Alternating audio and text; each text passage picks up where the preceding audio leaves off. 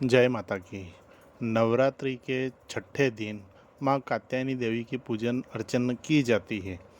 माँ कात्यायनी कृत नामक एक प्रसिद्ध महर्षि थे। उनके पुत्र ऋषि कात्य हुए।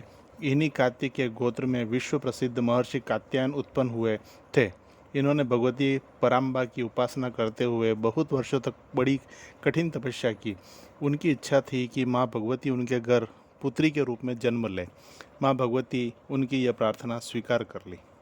इसके कुछ समय पश्चात जब दानव महिषासुर का अत्याचार पृथ्वी पर बहुत बढ़ गया, तब भगवान ब्रह्मा, विष्णु, महेश तीनों ने अपने अपने तेज का अंश देकर महिषासुर के विनाश के लिए एक देवी को उत्पन्न किया। महर्षि कात्यायन ने सर्वप्रथम इनकी पूजा की। इसी कारण से यह कात्यायनी कहलाई। यह भी कथा मिलती है, यह महर्षि कात्यायनी के वहाँ पुत्री रूप से उत्पन्न हुई थी। आश्विन कृष्ण चतुर्दशी को जन्म लेकर शुक्ल सप्तमी, अष्टमी तथा नवमी तक 3 दिन तक इन्होंने कात्यायन ऋषि की पूजा ग्रहण कर दशमी को महिषासुर का वध किया था। माँ कात्यायनी अमोघ फलदायिनी है। भगवान कृष्ण को पति रूप में पाने के लिए वज्र की गोपियों ने इन्हीं की पूजा कालिंदी यमुना के तट पर की थी। यह वज्रमंडल की अधिष्ठात्री देवी के रूप में प्रतिष्ठित है। इनका स्वरूप अत्यंत ही भव्य और दिव्य है। इनका वर्णन स्वयं स्वर्ण के समान चमकीला और भास्वर है।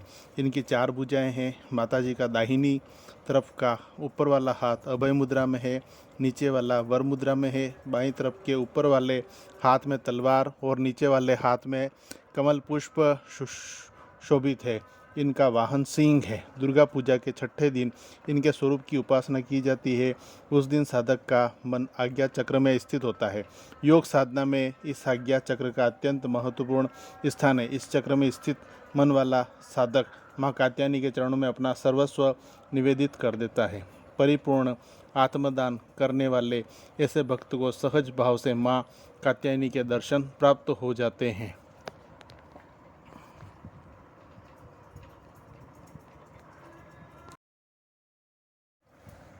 माँ कात्यायनी की भक्ति और उपासना द्वारा मनुष्य को बड़ी सरलता से अर्थ, धर्म, काम, मोक्ष चारों फलों की प्राप्ति हो जाती है। वह इस लोक में स्थित रहकर भी अलौकिक तेज और प्रभाव से युक्त हो जाता है। उसके रोग, शोक, संताप, भय आदि विनष्ट हो जाते हैं। जन्म जन्मांतर के पापों को विनष्ट करने के लिए माँ की उपासना से अधिक सुगम और सरल मार्ग दूसरा नहीं है। इनका उपासक निरंतर इनके सानिध्य में रहकर परम पद का अधिकारी बन जाता है। माँ कात्यायनी देवी की जय हो। कात्यायनी माँ आपकी मनो